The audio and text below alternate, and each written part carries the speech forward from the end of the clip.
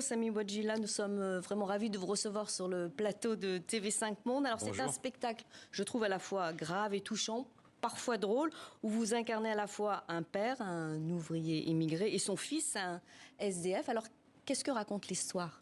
Bon, en fait, c'est l'histoire d'un homme, je partirai du fils pour le coup, dont la mémoire se confond avec celle de son père. Voilà.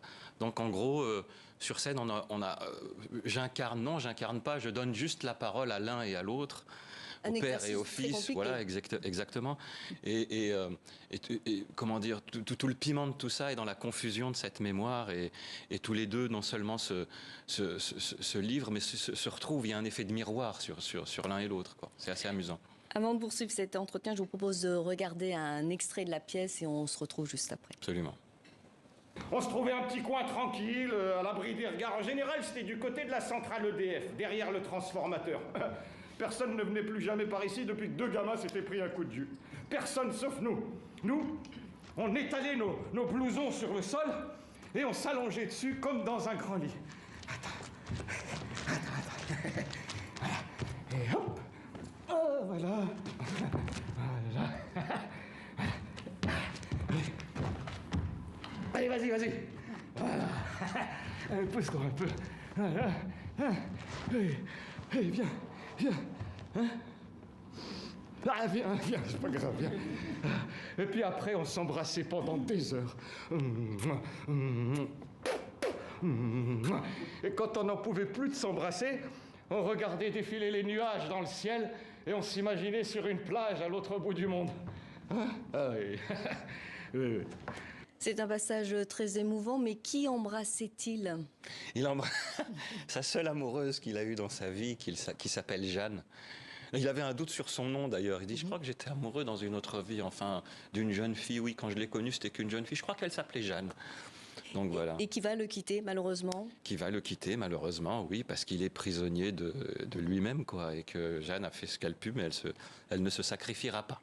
Mais elle fait partie de tous ces souvenirs. Alors, en 2021, vous avez reçu le César du meilleur acteur pour votre rôle dans Un fils, réalisé par Mehdi Barsaoui, un film qui parle aussi de la filiation. Est-ce que cette pièce, Un prince, a une part d'autobiographie ? Non, pas du tout. Non, il y a beaucoup de coïncidences parce que comment dire, géographique, parce que mon père vient de là-bas et que moi je suis né ici, que ça raconte un peu ce périple-là. Et puis le choc des cultures entre ce qu'a vécu papa et puis ce que nous avons vécu là, nous ici, en grandissant ici en France, donc en étant biculturel, si je puis dire.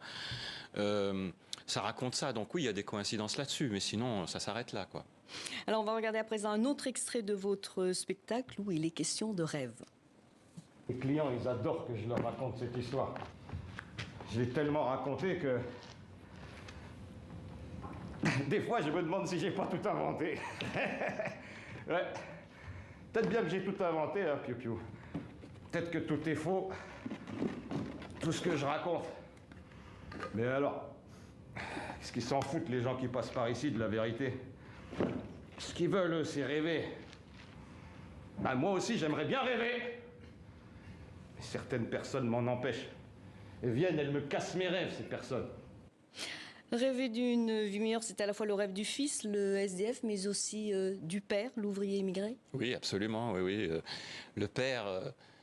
il rêvait d'une vie meilleure parce qu'à ce moment-là, il y avait la guerre, il y avait les criquets, il y avait le sirocco qui ravageait tout là-bas, quoi. Et donc, il s'est exilé ici. Et le fils rêve d'une vie meilleure, lui, parce que en ayant perdu son père, il a tout perdu, quoi, voilà. Mais malgré tout, le fils, donc, le prince, il a l'air très heureux. Ah non, c'est tout sauf une victime.